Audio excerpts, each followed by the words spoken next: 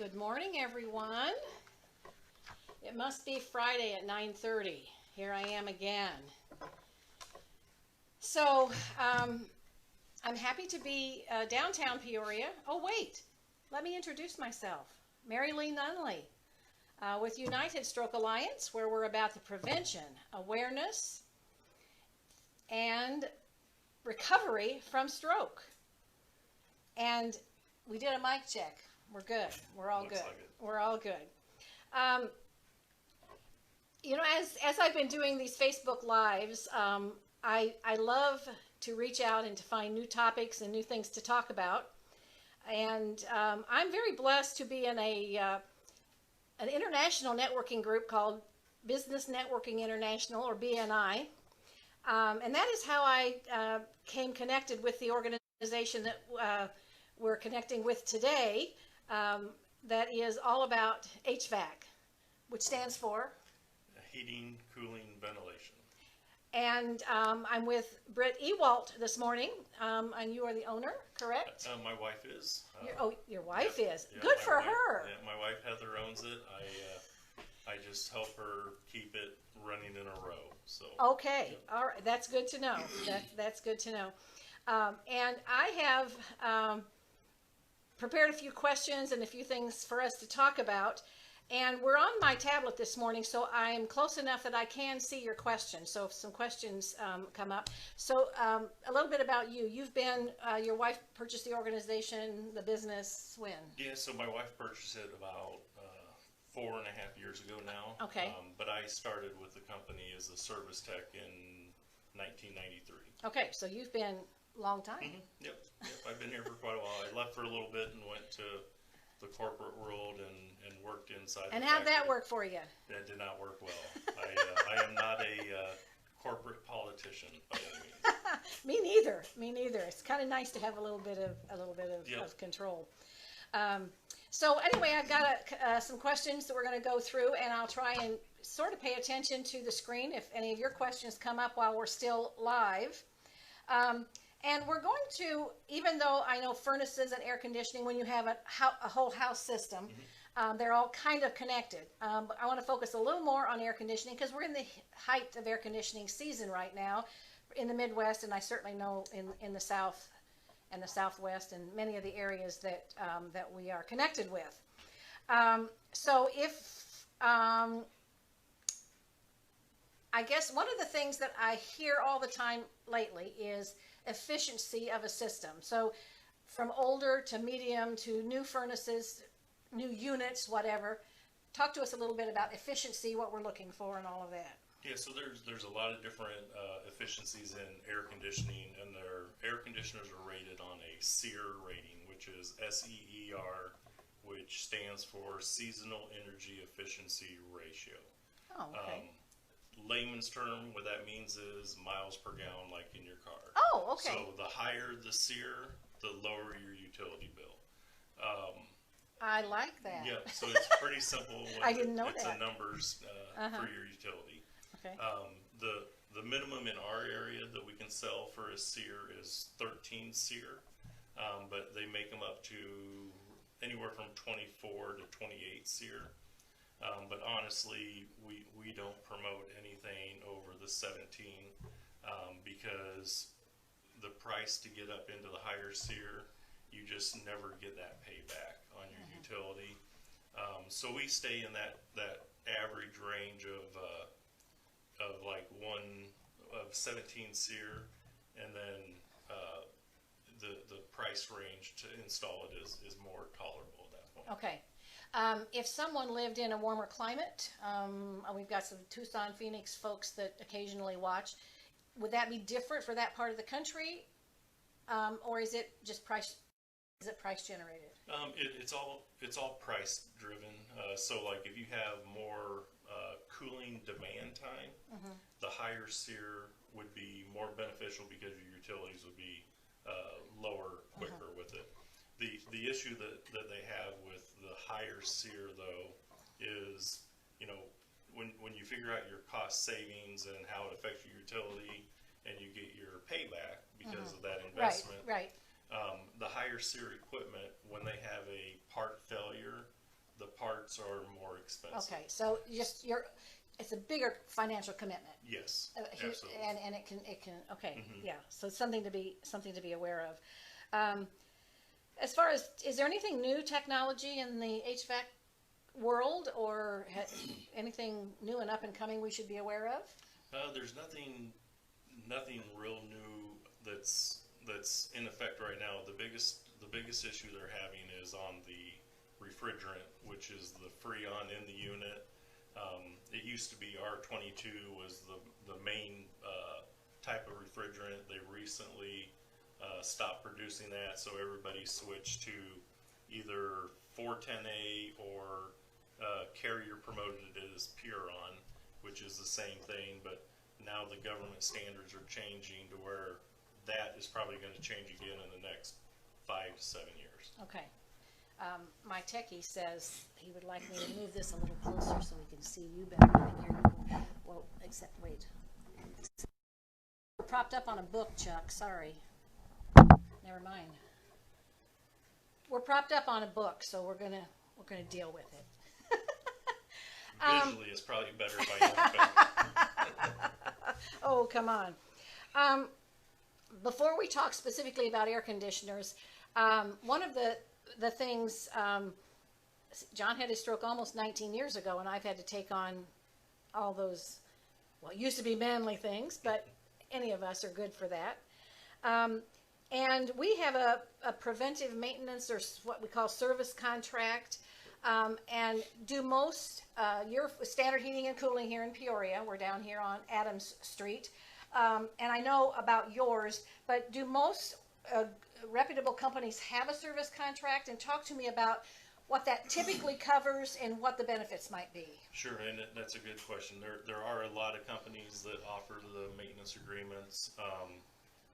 In our area, and I'm sure it's like this in every area, you have companies that are reputable that offer maintenance agreements, but then you have companies that offer their clean and check, where the clean and check is a real low number to get you to call to get a service in. And then, so in our area, you'll see a clean and check for $79.95 to come check your air conditioner out. Well, that is pretty much just to get them there, and then everything is an add-on to do what's needed. So we have chosen as a business not to be in the bait and switch game, and we just deliver the best quality that we can. And we set up our maintenance agreements, which in our area, our maintenance agreement consists of, they tear the air conditioner apart outside to do the proper cleaning of the coil, which a lot of people will say, well, everybody's cleaned my coil before, but they've never taken it apart to clean it. Right. Because most companies will come in and wash the condenser from the outside, which pushes the dirt into the coil. Where to do it right on 90% of the equipment, you have to take the cabinets off, get to the inside, and wash it from the inside out. So that's how we do ours. We check your operating pressures, adjust the charge if it needs to be, check your fan speeds to make sure it's delivering the cool enough air into the house that is in the most efficient range possible. So that sparked a question. So if it needs to be cleaned from the inside out, why don't I just go out there with my hose and do that myself? Why would you?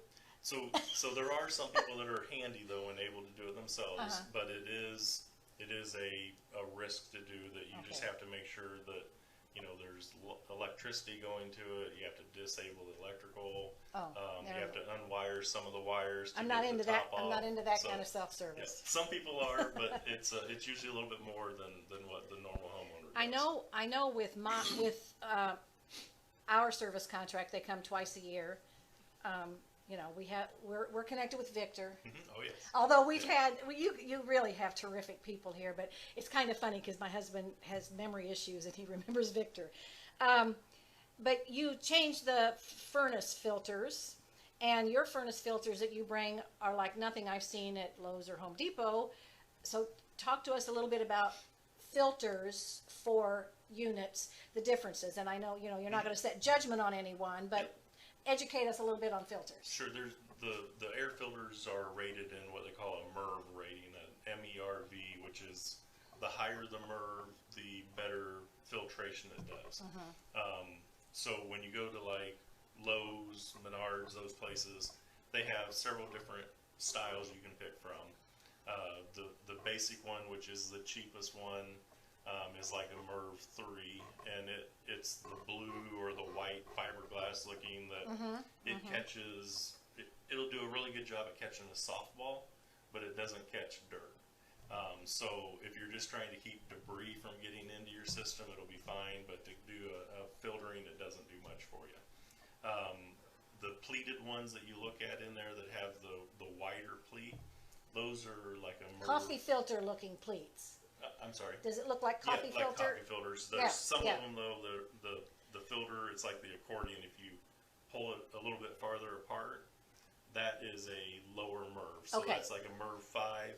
And then if the pleat's really close, it's a MERV 7 to 8. Okay. The filters that we use though are like a sponge, and they are they've got a frame inside, so they're rigid. But they're a triple layered filter, which has the big coarse filter on the top, and then it has an oil film in the middle, and then a thicker sponge filter in the back for the final filtering. And that's a MERV 8, and it's 8.9 they call it. So, but that's the better type of filter to use. So this is a random house cleaning question. I don't feel like we get a whole lot of dust. Of course, John's not an open window person. Is that filter helping with reduce the amount of dust that runs around the house, or is that a total non-issue? No, it does. It reduces the amount of dust that gets through, which gets blown through your system. We're going to go back outside to our air conditioning unit because I found this question and I thought it was interesting. Is it okay to plant flowers or shrubs around your outside air conditioning unit, or should you steer clear of that? Yeah, so the biggest thing, everybody wants to hide the unit, and I completely understand that. And there is no issue with planting bushes around it as long as you have the proper airflow for the air to come through. So in the installation guides in the book, it'll tell us, you need a 18-inch clearance on the back and 2 sides, but the front you normally want to have a clear path so the air draws in to get around your shrubbery, so it has the right airflow. Okay, but you could if you wanted to do something to disguise it, you could talk to a heating air conditioning person for that. And they can come out and tell you, where to position it, but it would depend on what type of plant and then you put a shrub there, and then you don't do anything to it for a few years, and all of a sudden you can't find your air conditioning. Should that unit be covered in the winter? How much difference does it make? Should it be covered in the winter, or not that big a deal? Yeah, so there's a lot of mixed reviews on covering it. I am not a person that promotes covering it because they're built to be outside. They're built to have water go through them. What happens is if you cover them, like they sell the wraps that you buy and put over them, what you do is when you do that, you enclose it. There's little heaters built into the compressors, so it generates heat in the wintertime. So then everything in there starts condensating because of the heat and the cold outside. Okay. So your parts start rusting out prematurely, but also it makes a really nice warm place for the mice and the ground squirrels to go to. Yes, we have those here in Illinois. So we don't recommend covering. Okay. At the most, if some people just feel they have to do something with it. So the most we would do is tell people make a cover that just covers the top where the fan is, so the bottom's open. We replaced this is another random question of mine. We replaced our furnace a couple of years ago, and when we did, and the air conditioning unit was about the same age, 20-some years old, but it has been running, and the numbers have been really good. So it was not recommended. I mean, it was not. They didn't even recommend your folks didn't even recommend that we would replace the air conditioning unit because it was certainly adequate. I know what they did do some additional wiring or something so that if we do need air conditioning, drop the unit in, it's good to go on the inside. What kind of, like, I don't know about it and I'm responsible for it. What do I say to, like, if I feel like somebody's trying to oversell me, what would be some basic questions to challenge someone if I think I'm being oversold? I have trust in your company, and know you're reputable. So, I was comfortable with all of that, and they weren't trying to upsell me. But I know there's a lot out there, and if you don't know what you're doing, there's a lot of companies out there that do oversell what doesn't need to be. It's really is a comfort level for what the customer needs. Okay. You don't have to change your furnace and air conditioner at the same time. The only time you have to do that is if you're trying to go with a higher SEER air conditioner to get that proper design and efficiency. You do have to change the furnace at that time to get the right blower match up. Okay, got it. Mm-hmm. But it's a budget thing for the customer and a comfort thing. So if your furnace, like in your example, we change your furnace, your air conditioner is still working at the time.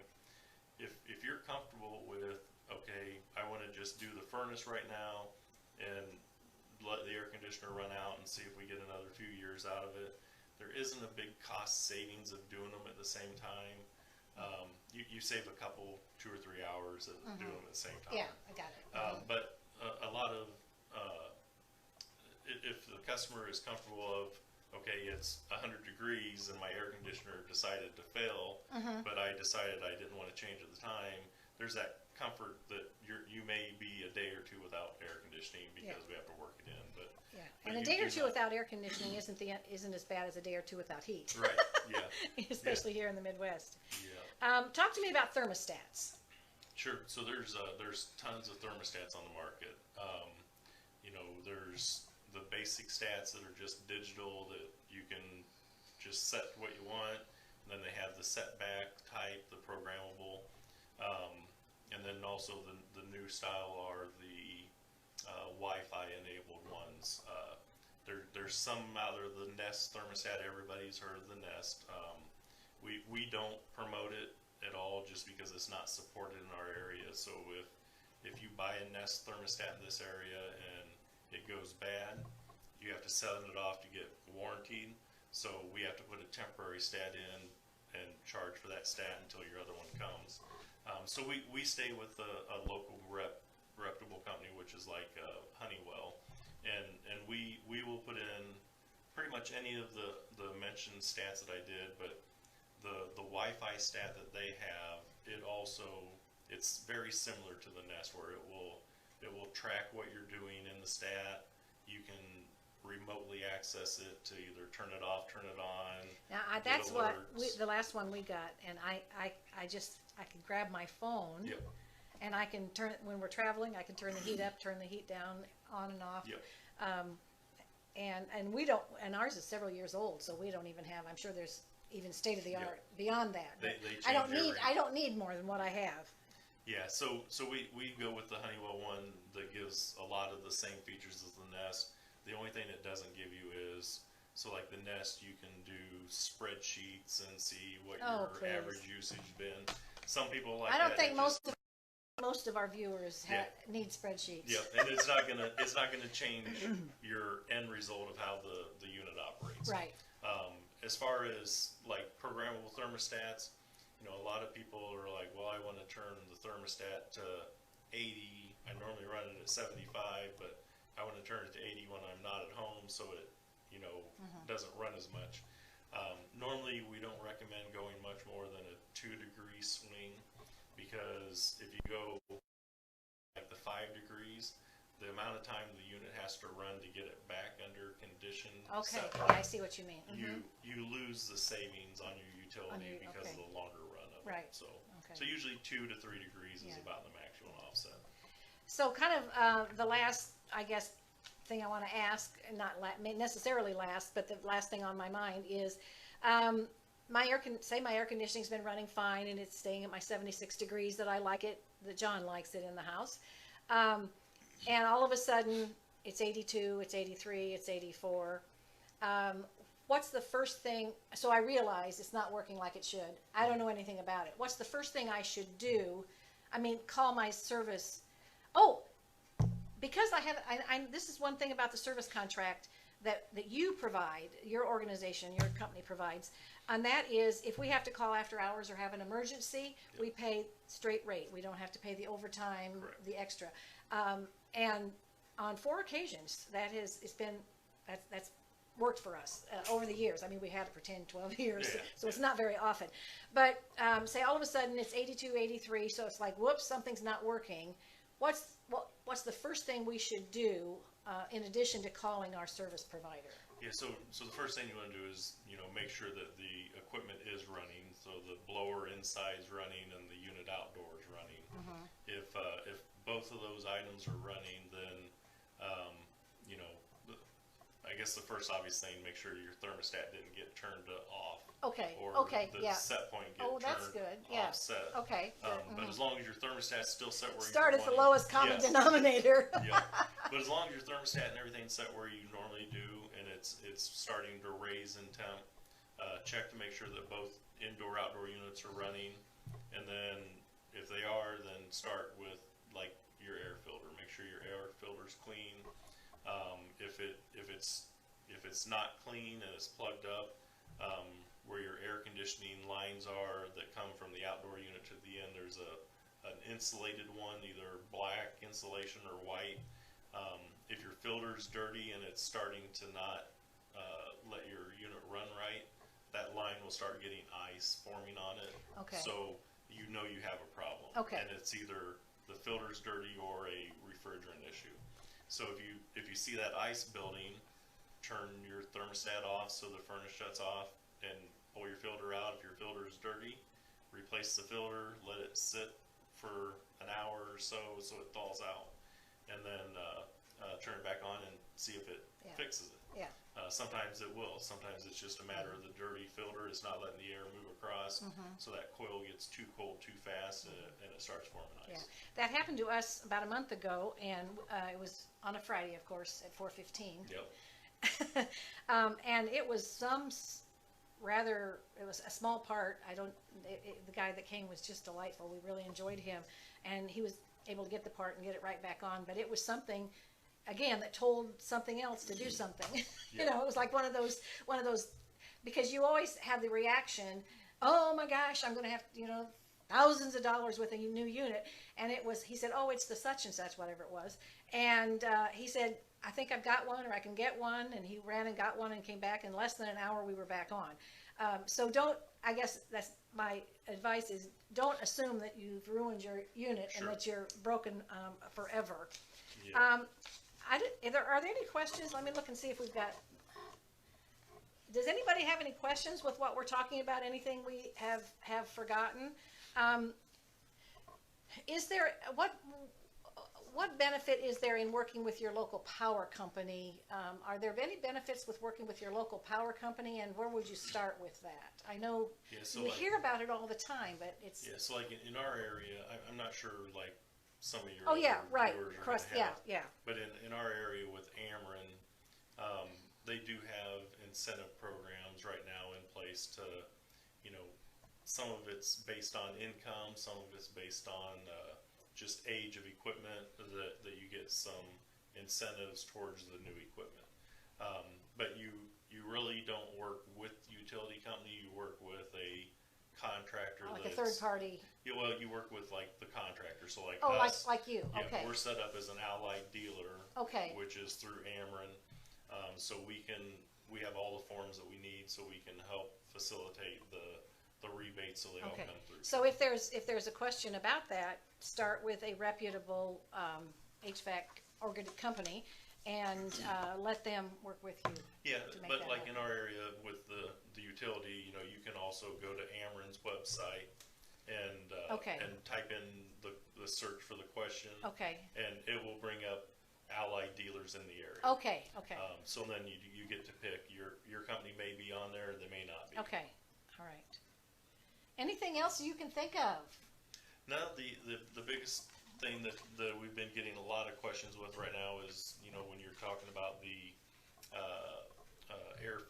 years, with all the viruses and stuff going on, we've had a big influx of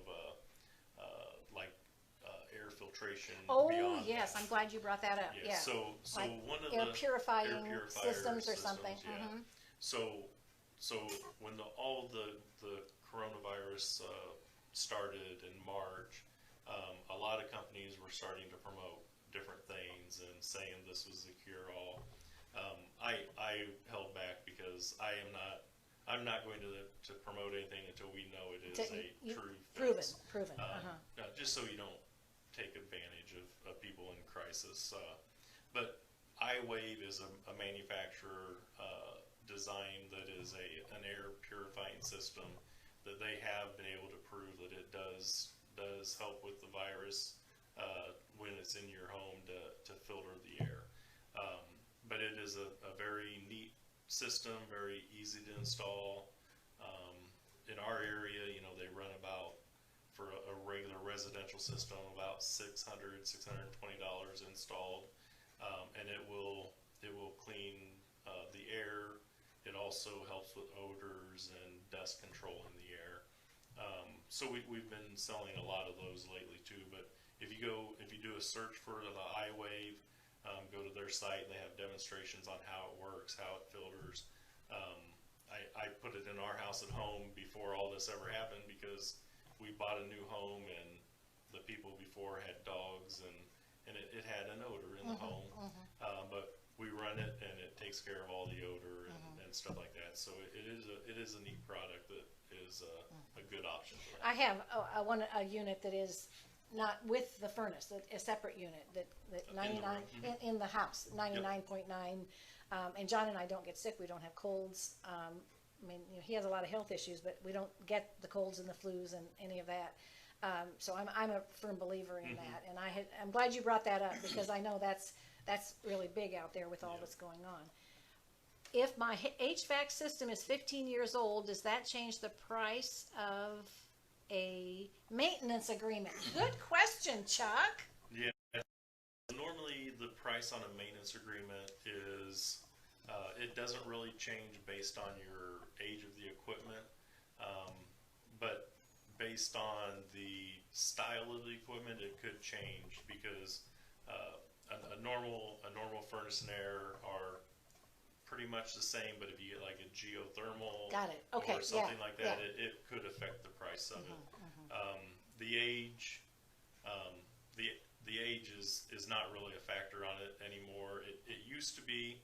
The newer systems used to be more to maintenance than if you were talking 30 to 35 years ago when it was standing pilots and stuff like that, because those old furnaces like that, they were easier to do because they had a total of 3 safety controls built into them, where the new furnaces, they have up to 15 to 16 different safety controls built in, and then as part of your maintenance, we have to check all those to make sure they're all working properly. And I want to go back to the maintenance agreement because for one price, they come twice a year and change the filters, clean everything inside out, spend, a good hour and a half. It depends on what, and leave a checklist of all kinds of things that were checked over and chat with you a little bit about anything.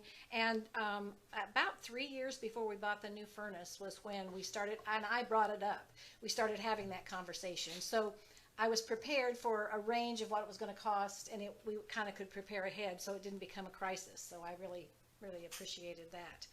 So how often should a furnace filter be changed? We did not say that, did we? So the recommendation on the filters when you buy them is going to say every 30 days.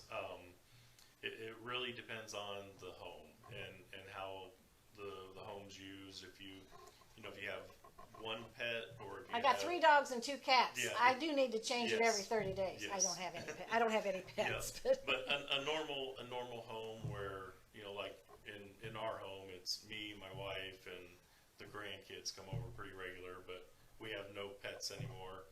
But we change ours about every 3 months is what it takes. But usually in a normal home, once a season is really enough for it. Unless you have all the extra stuff, it you know, in our home, sometimes I say it's every 3 months I change the filter, but I'm like the shoe cobbler, you know, you never do it until it's broke. So usually my dad, the plumber, years ago, who we had the toilet didn't work, or the bathtub or something, and he was a plumber. Yeah. Yep. So. Well, I thank you so much. This has been enlightening for me. I hope our viewers get a lot of good tips. I'm planning on coming back and talking with Britt or Mike if we make him get on camera sometime, and talk a little bit about furnaces and heating, because I felt like it was too big of a topic. So that's thank you very much for tuning in.